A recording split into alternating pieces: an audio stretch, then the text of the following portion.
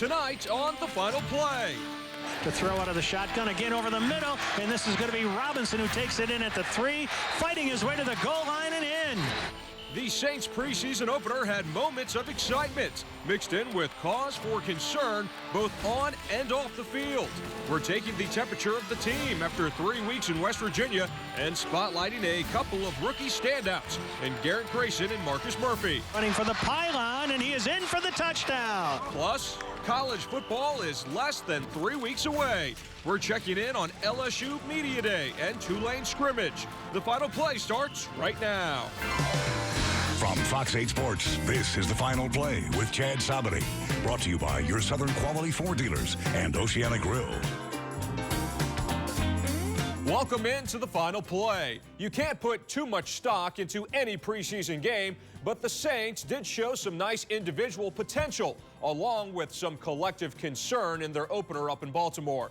The team will spend this week correcting what they can and delving deeper into the playbook. Juan Kincaid looks back on the Black and Gold's loss to the Ravens and now what they must do before they tangle with the Patriots. We just get ready. 2.5 weeks into Saints training camp, and we're still spending as much time talking about the players that aren't here as we are the ones that are. The reason being, the no-shows on the practice field right now are some of the biggest names on the roster. And still a determination on when Jairus Byrd, C.J. Spiller, and Brandon Browner will be back is still anybody's guess. Browner's been on the field the whole time. CJ at the beginning, so you can't control that. When they're ready, we'll have them out there. It's almost as if this team is snake-bitten. Pick up a player in the offseason, and before we can even get a small sample size of how big of a difference maker he can be for a team that needs difference makers, he goes down with an injury. Brandon Browner, Thursday night against Baltimore, helped off the field after colliding with his own teammate on a goal line stand. After the game, Browner tweeted, "Small thing to a giant." But 3 days later, no sign of Browner at camp since that game. So the Saints will have to adjust. Just like they've had to balance life without running back C.J. Spiller. We haven't seen Spiller on the field since before the Black and Gold scrimmage. Then a picture surfaces online of Spiller on crutches. Later, we hear he's undergone a scope and may not be available until the first game of the regular season. Again, the Saints must adjust. And then there is the Where's Waldo of the team, safety Jairus Byrd. He still hasn't stepped foot on the playing field with his teammates. In fact, the last time we saw Byrd, he was running in disguise with other injured teammates. Of course, that was well over a week ago when head coach Sean Payton said this about Byrd working on his fitness. I think he's progressing well. I think sooner than later, I think we're going to get a chance to see him, but at the same time, we're going to be smart. There's a progression to it, land-based movements, walkthroughs, all of that. He's on schedule, so fortunately, I said this yesterday, that there hadn't been any setbacks, and I think that's encouraging. And that was before Bird's safety teammate Kenny Vaccaro said this. Byrd knows his body. He's played in this league a lot longer than me. He's going to come back when he's healthy. He doesn't want to put any bad tape out there. He doesn't want to put anything misleading. When he's healthy, he'll come back and he'll be the same old Byrd like he always is. He's coming off his knee, man, and whatever the doctors tell him, that's what he's going to listen. He's not going to rush himself back. He understands his body. He's had multiple surgeries before in the past, and he understands how it works. Again, an adjustment has to be made. For Payton and his coaching staff, adjusting to what's being thrown their way is not only what this camp has been about, but every training camp since Payton has been in New Orleans. I think you can go to any training camp and see numbers that are similar. We got a handful of guys came back last week and played in the game. You're going to have some players that get nicked up, and so the guy who's running with the twos is going to be up getting reps with the ones. It's happened already to start with at linebacker. It's happened at a handful of positions. So you come off your first preseason game, and with a few guys that are out, that gives more reps to other players, and you got to take advantage of those. So with Byrd, Browner, and Spiller now out for an unknown amount of time, the opportunity is there for someone else to make a name for themselves. But truth be told, everyone's tired of the team's big money signings not being on the field. Byrd has been injured the majority of time he's been in New Orleans. Spiller just got here and he's already hurt. And Browner, we hope, is only dealing with a temporary setback. But still, not having 3 key off-season pickups in the lineup contributing doesn't speak well to the front office's decisions to sign these players in the first place. We're going to give the benefit of the doubt to GM Mickey Loomis and Payton that their due diligence was done on each player's injury history before they signed here. After all, a ton of money was spent on these 3 guys, and the Saints haven't gotten any return on their investment. The hope is, sooner rather than later, the Saints will be able to cash in. We continue our discussion on the Saints with Evan Woodbury from NOLA.com and the Times-Picayune. The evaluation process this team goes through every year when it comes to bringing in a free agent. Is it time to maybe reevaluate that a little bit? Maybe question it? Well, I think there have to be questions just based on some of the track records of recent big-name, big-time signing free agents. Jarris Byrd, through injuries or what have you, has been a disappointment to this point. He wasn't a factor last year, then they had the major season-ending injury. We haven't seen him for about a week in camp, and he's still on the physically unable to perform list. So, I mean, it's possible that this will all work out. He'll have a huge season, and it'll be a great transaction. But I think at this point, given the money invested in Jarris Byrd, yeah, that's an issue. And then, you know, he's not the only one who injury troubles have cropped up. C.J. Spiller, you know, obviously was known to be an injury risk. Hopefully, for his sake, this is a minor knee situation. It's not going to keep him out of much, if any, playing time. But if injuries do crop up and they become an issue, that certainly becomes something worth questioning. And those two guys, you want them back in the lineup because they could be such huge difference makers for this football team. Those are two guys they're really counting on to be difference makers on each side of the ball.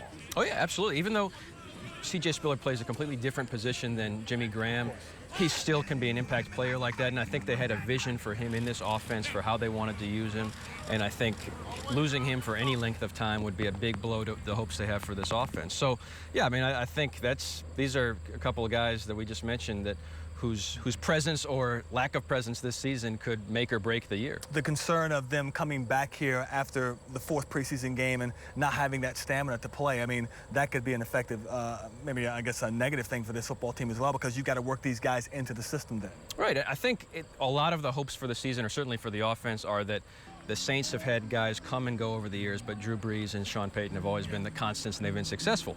But when you take away Jimmy Graham, when you take away Kenny Stills, a big-time receiver, and you have questions at tight end right now, and you're potentially missing C.J. Spiller at running back for some length of time anyway, I think that will have some concerns for the offense. If there is one area where they are pretty much set, it's at running back, and they've got some good young players in camp now, but can you remember a time when there's been such concern over the wide receiver position? I mean, you've got two guys locked in Cooks and Colston, but everything else is a bit of a mystery. It's really wide open, and that could be a great thing. I mean, this could be Brandon Coleman or Shantavius Jones or someone like that's chance to shine this year, and they could be the next big stars. But certainly if you're looking for production that they've shown as far as a history of production, there's very little. I mean, there's Colston and Cooks, who obviously I think is on his way to being a great receiver, but after that there's very little. And so, yeah, I think that just as far as the wide open nature of this receiver race, it's pretty unprecedented. The last year they kind of reverted back to running the ball a little bit more because they had a lot of success there. Mark Ingram almost getting 1,000 yards, but now you see a football team that may have to rely on the run as their first source of offense. I know you got Drew Brees back there, but you have to be effective with that run this year because you don't have the receiving options right now, especially if Spiller doesn't come back in time. I think the saving grace, or the one positive, is that you think back to just before free agency last year, they were looking at Kyrie Robinson as potentially their #1 guy if Mark Ingram walks, like a lot of people thought would happen. They end up re-signing Mark Ingram. They go out and get C.J. Spiller, which was a surprise to a lot of people. So they do have some depth there, and I think that's probably reassuring just because running back is a position, even on the best of times, where you do have some guys banged up. So I think that's the positive. Tim Hightower, if he proves, he'll have a whole preseason to prove that he can take that wear and tear and that pounding. So far, so good, but he could be a potential option there as well. On the other side of the ball, the concern there is the last couple of days they brought guys in here for tryouts at linebacker because they're getting pretty depleted there. We're all waiting for that big shoe to drop on if there's going to be a player put on IR, but where do you see this defense going right now? Because you're having to plug holes right now as opposed to getting a unit together for an extended amount of time. Right. I think that's, it's certainly not ideal. And there are so many, it's hard to predict because there are so many injuries we don't know the severity of, especially on defense. But, they have been bringing in, they've signed one linebacker, look like they're bringing in another. So that doesn't speak well to the potential severity of injuries there. And the other issue is that they are going to be relying on some younger guys at a lot of positions, and with every veteran that goes down, it increases the responsibility of those young players. So we just saw in the preseason game, Stephon Anthony, Haoli Kikaha, Damian Swan, and Bobby Richardson. Tyler Davison, a lot of guys playing a ton of reps, and that just wasn't because it was a preseason game. That will be the way it works this season. So, I think that's the concern about losing some of these veteran role players, even like a Ramon Humber type of guy. Just a role player, just a special teams guy, but when you're already relying on a lot of young players on defense, you need guys like that. Are you surprised they had such struggles at the point of attack with that first-team defense against Baltimore? We all wanted to see more. Yeah, I think the biggest concern was the first-team defense, and because it actually got better as the game went on, but those first couple drives of Baltimore looked so much like last year, even though the cast was almost entirely different. There were so many new faces, and yet it really was kind of a deja vu. So I think, the penalties, the inability to get off the field on third down, the long drives, those are not new concerns, but they were very much there on Thursday night. The penalties remind me of, going back to the black and gold scrimmage, the substitution issues. These are, as Sean Payton said, it's not all on the players, all of it. It's some on the coaching staff. How much are these penalties not so much all on the player? Although they play the game, it's on the coaching staff getting these guys to do right. Yeah, I think it's a mix now. There's some of the offsides penalties that were just by veteran players. By veteran players that just should not happen. There was maybe some pass interferences. I think all were probably good calls, but those are still judgment calls that someday may be called, some days might not be called. But it's the mental errors are frustrating because they're the most correctable, and if the Saints are to improve on defense, those can't happen. One thing I thought was interesting, Coach Payton said today, is he's asked the question, does your number 2 quarterback have to be a guy with veteran experience, that being Luke McCown? And he said it's not a prerequisite. Are you surprised by that? I think he's trying to avoid committing himself to any one path this early in training camp. I would still be stunned if they went with Drew Brees and Garrett Grayson alone.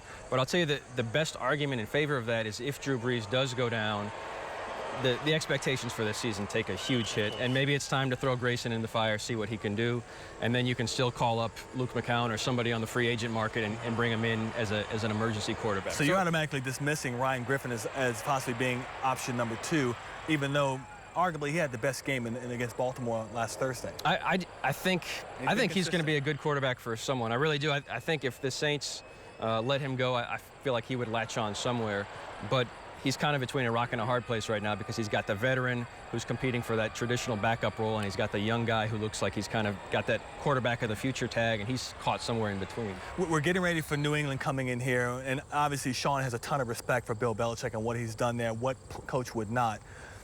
When you look at those two teams, what do you see as similarities from what both programs have done? They both have world championships, obviously, but do you see similarities in the coaching style between Belichick and Payton? Well, I think just from a personal style almost, or maybe it's just from my media perspective, they're very similar in the way they handle the media. There's a kind of almost a rigid or very process-oriented. I think process would be a word that both of those guys use a lot. So you see those similarities. And, Belichick is historically a defensive guy, or that was where he came up the ranks. Payton obviously an offensive guy, but you see in the way they run things, they have kind of similar ideas. What do you want to see as we start approaching that workout with the Patriots? What do you want to see from the Saints football team? Do we need to continue seeing growth and getting better going into that second preseason game against the Patriots? I think so. And some of the things you mentioned, like the substitution penalties that at least visibly we've seen fewer of, but also some of the mental mistakes. I mentioned jumping off sides. It was a veteran issue, and then in today's practice, for example, Tyler Davison was in just a simple drill where he jumped offside once. They reset the ball, and he did it all over again. So those are the kind of mental errors that, as a coach, just make you pull out your hair. And they can be coached, but at the same time, sometimes the players have to take ownership of that as well. One last thing, Saints fans want to hear it from you because they want to know that it's going to get better after it gets worse. There's light at the end of the tunnel for this football team, even though there's a lot of struggles right now with injuries and can't get our best players on the field. There's hope here. I think it's still possible to be very optimistic, or at least somewhat optimistic for the season, based on the fact they're in the weakest division in football. None of the other 3 teams in the division seem to have changed markedly during the offseason. The Saints have shaken things up. It may work, it may not, but they haven't sat tight over the offseason. They've tried some new things. If the defense is slightly better than it was last year, which there's nowhere to go but up, I think they have a chance of winning more games. Very good, Evan. Thank you very much. Thank you. Coming up, Garrett Grayson showed promising potential, but what did the rookie make of his debut?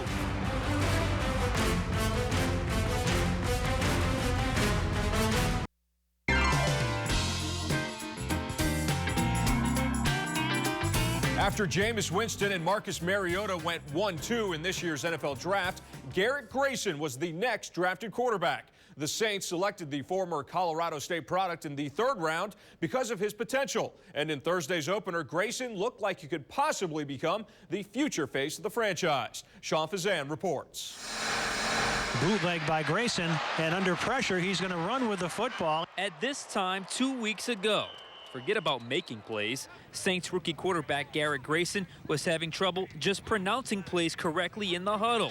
However, slowly but surely, Grayson now appears to be on a path to progress. I think the key is the learning curve and the comfort level of, knowing the information, knowing it, real well so that you can go out and execute. But I think the progress has been encouraging. For Grayson, it began at the black and gold scrimmage, where he finished strong. He carried that into a week of practice, then rose to the occasion in Thursday's preseason opener. Ravens load up and come after Grayson, who retreats, throws downfield. It's Prater with the catch. In over a full quarter of action, Grayson showed flashes of what attracted the Saints to him.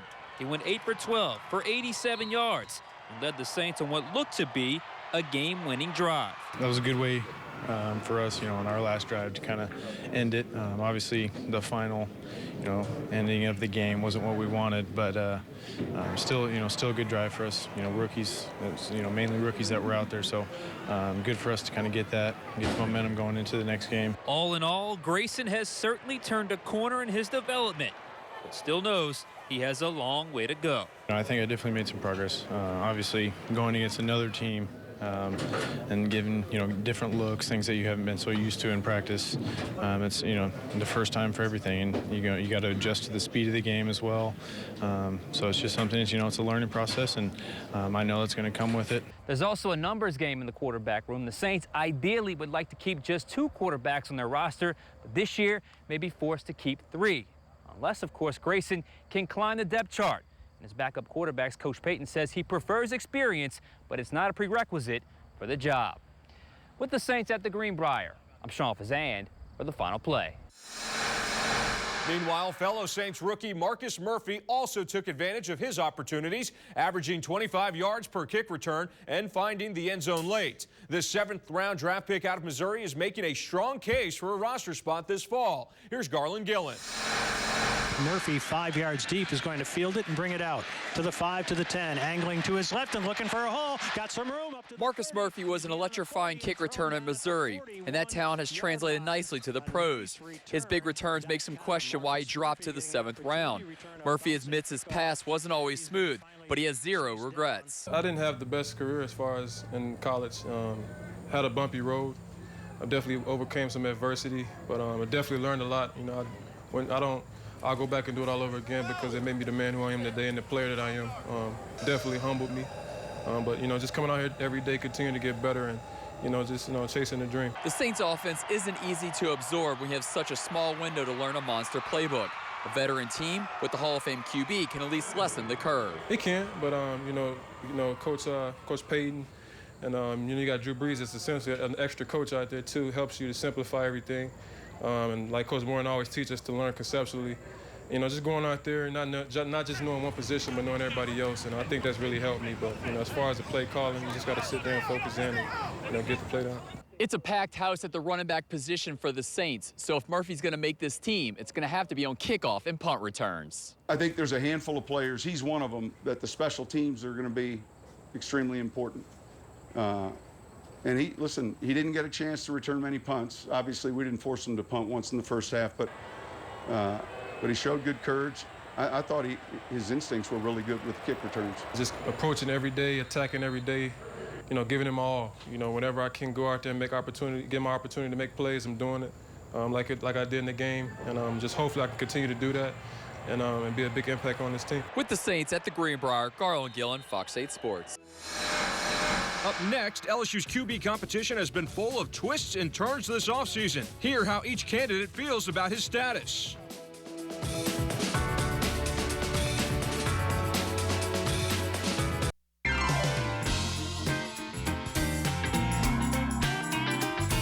Up in Baton Rouge, the LSU Tigers are just under 3 weeks away from kicking off their season against McNeese State.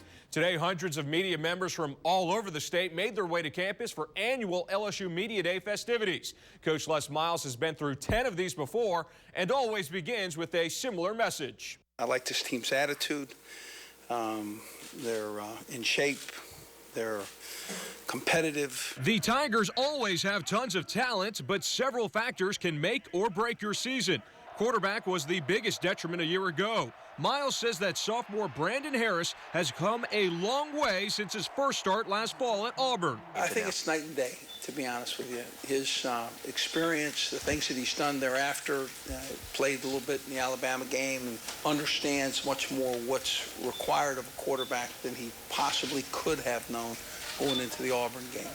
In yesterday's scrimmage, Harris took the first-team reps. And according to Miles, his QBs were 20 of 34 with 5 dropped passes. Harris has accepted the role of game manager. I think not trying to look for a home run shot every play, but checking the ball down to Leonard and Darius and Darryl and Nick Broussette and all our great running backs and giving them opportunity to run. And I kind of figured out a little bit last night, you check it down to them, they can take it a long distance and break tackles, so that's important.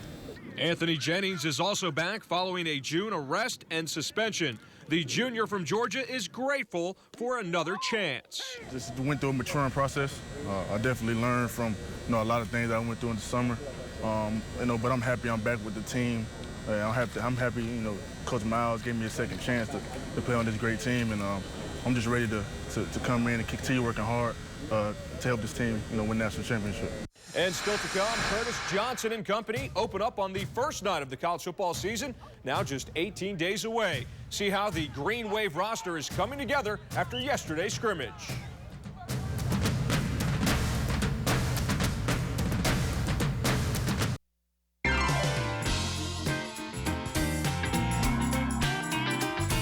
And the Tulane Green Wave have also been busy, hard at work in hopes of a bounce-back season in 2015 after winning just 3 games a year ago. Coach Curtis Johnson believes his team will be much more competitive this fall after so many younger players gain valuable experience. The Wave will also rely on redshirt sophomore Tanner Lee to take the next step in his progression at quarterback. But according to Johnson, the Wave will need many others to step up their game. Here we go. We're going to assess this film. We're going to figure out the guys that we want to play, and then after that, we'll come back next week and do a little bit less of a scrimmage. Less guys will play, and then we'll take a look at certain guys, and then we'll figure out who's going to be the guys that we're going to play for Duke against Duke.